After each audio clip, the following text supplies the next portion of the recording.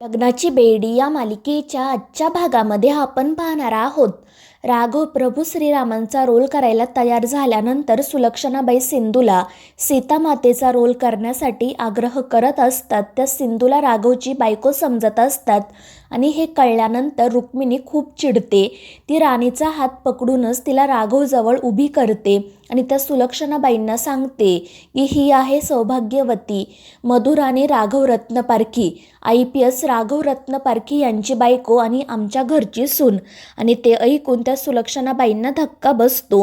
त्या रुक्मिणीची आणि राणीची माफी मागत म्हणतात की माफ करा, मला ही गोष्ट माहिती नव्हती, माझ्याकडून चूक झाली.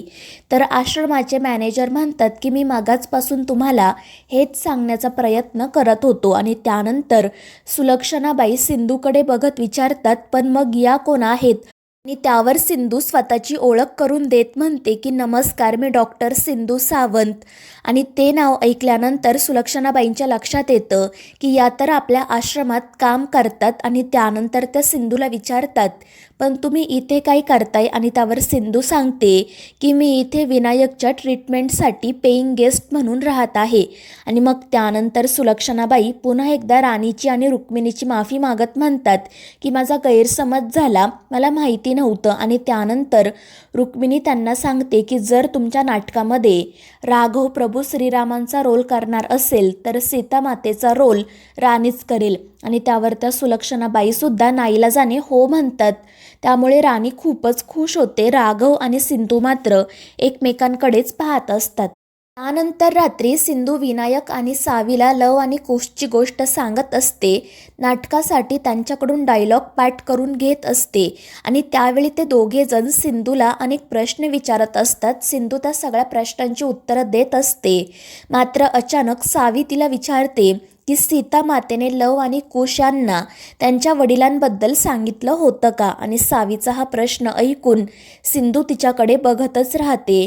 तर सावी पुन्हा एकदा तिला विचारते की सांग ना आई, सीता मातेने लव आणि कुश यांना त्यांच्या वडिलांबद्दल सांगितलं होतं का? आणि त्यावर सिंधू मनाशी म्हणते की सीता माता, त्यावेळी तुझ्या मनाची काय अवस्था झाली असेल हे मी समजू शकते. मी सुद्धा सावीला तिच्या वडिलांबद्दल काही न सांगण्याचा निर्णय का घेतला, कोणत्या परिस्थितीमध्ये घेतला हे फक्त मलाच माहिती आहे. आणि या गोष्टीमुळे मला किती दुःख होतं ते मी कोणालाही सांगू शकत नाही. आणि मग त्यानंतर ती सावीला म्हणते की तू मोठी झाल्यानंतर मी तुला सगळं काही सांगेल. आणि त्यावर सावीसुद्धा हो म्हणते. दुसरीकडे ऋतुजा अस्वस्थ होत इकडून तिकडे फेऱ्या मारत असते. त्याच वेळी ऋतुराज तिथे येतो. तो ऋतुजाला काय झालं आहे ते विचारतो. त्यावर ऋतुजा म्हणते की त्या वहिनी साहेबना आता म्हाताऱ्या झाल्या आहेत, त्या काय करतात काय बोलतात हे त्यांचं त्यांनाच कळत नाही. ऋतुराज हसतच म्हणतो की एखादी गोष्ट मनाविरुद्ध झाली म्हणून लगेच असं बोलायचं का? एरवी तर तूच सतत वहिनीच्या मागे मागे करत असते, मग आता काय झालं?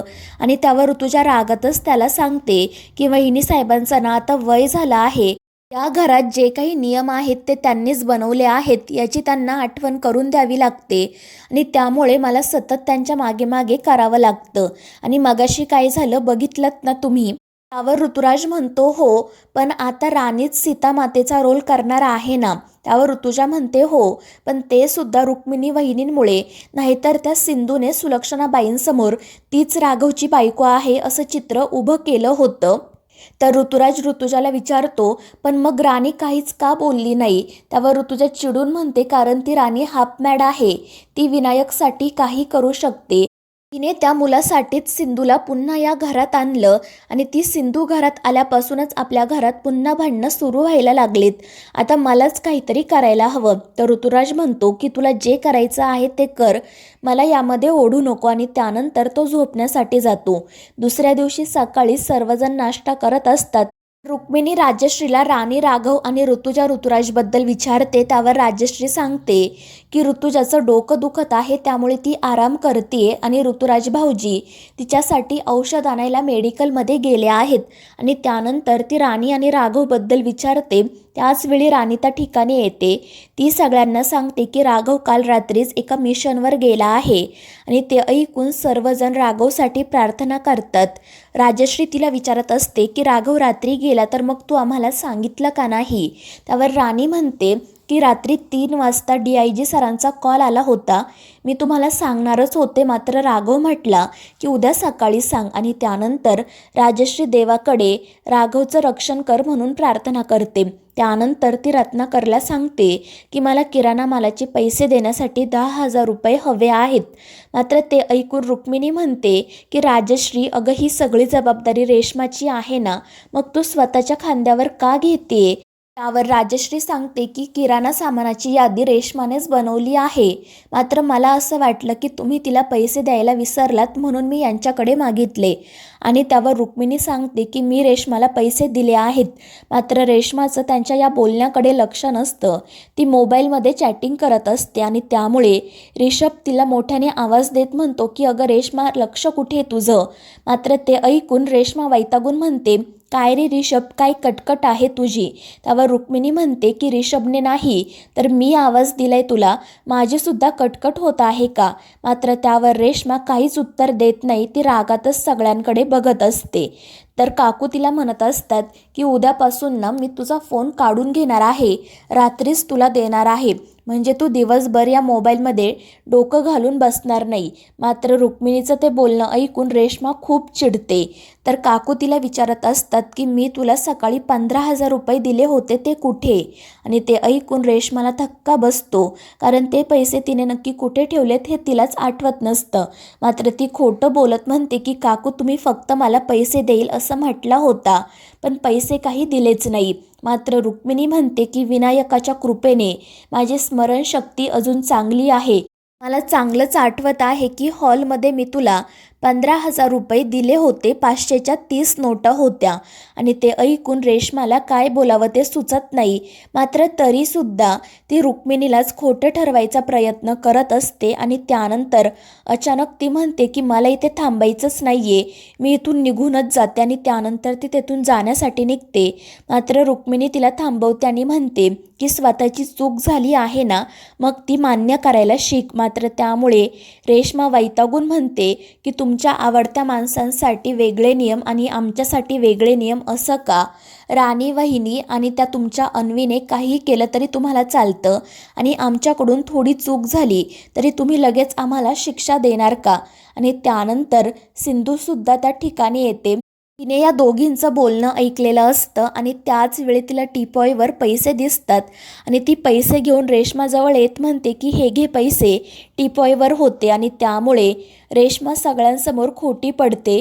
रुक्मिणी म्हणते, बघ मी तुला सांगितलं होतं ना, मी तुला सकाळीच पैसे दिले आहेत, जर तुझी चूक झाली होती तर तू माफी मागायला हवी होती. तर सिंधूसुद्धा रेश्माला हेच सांगते. मात्र रुक्मिणी म्हणते की बाहेरच्यांनी मध्ये बोलू नये. आणि ते ऐकून रेश्मा म्हणते की काकू, हे बरं आहे तुमचं, बाहेरच्यांना मध्ये बोलायची परवानगी नाही आणि घरच्यांना तुम्ही मध्ये बोलू देत नाही. आणि त्यानंतर ती रुक्मिणीबद्दल वाटेल ते बोलायला सुरुवात करते. सर्वजण तिला शांत करण्याचा प्रयत्न करत असतात, मात्र रेश्मा काही ऐकत नाही. आणि त्यामुळे शेवटी रुक्मिणी तिच्यावर हात उगारते. मात्र सिंधूमध्ये पडते आणि रुक्मिणीला थांबवते. ती म्हणते की काकू, रेश्माची चूक झाली तर तुम्ही तिला समजावा, तिच्याशी बोला, पण हात उगारणं कायद्याने गुन्हा आहे. मात्र ते ऐकून रुक्मिणी रागातच तिला विचारते, मग तू माझ्या विरोधात तक्रार करणार का? त्यावर सिंधू म्हणते, नाही, तो अधिकार मला नाही. आणि त्यानंतर ती तेथून निघून जाते. तर घडलेल्या प्रकारामुळे सगळ्यांनाच वाईट वाटत असते. त्यानंतर रुक्मिणी या सगळ्याचाच विचार करत असते. आपल्यानंतर राणी आणि रेश्मा हे घर कसं सांभाळणार याचीच तिला काळजी वाटत असते. आणि त्याच वेळी इन्स्पेक्टर साहेब तिथे येतात. ते रुक्मिणीला सांगतात की तुमच्या विरोधात तक्रार आली आहे, तुम्ही घरच्या सुनांचा छळ करता म्हणून. आणि ते ऐकून सगळ्यांनाच धक्का बसतो. तर इन्स्पेक्टर साहेब तिला सांगतात की मला माझी ड्युटी करायलाच हवी, चौकशीसाठी तुम्हाला पोलीस स्टेशनला यायलाच हवं. तर मित्रांनो, या मालिकेच्या पुढील भागांमध्ये आपण पाहणार आहोत इन्स्पेक्टर साहेब रुक्मिणीला चौकशीसाठी पोलीस स्टेशनला घेऊन जातात. इकडे मात्र घरी सगळ्यांचा असा गैरसमज होतो की रुक्मिणीच्या विरोधात तक्रार सिंधूनेच केली आहे, त्यामुळे सर्वजण तिला वाटेल ते सुनावतात. तर मित्रांनो, या मालिकेच्या पुढील भागांच्या अपडेटसाठी आपल्या चॅनेलला सबस्क्राईब करा.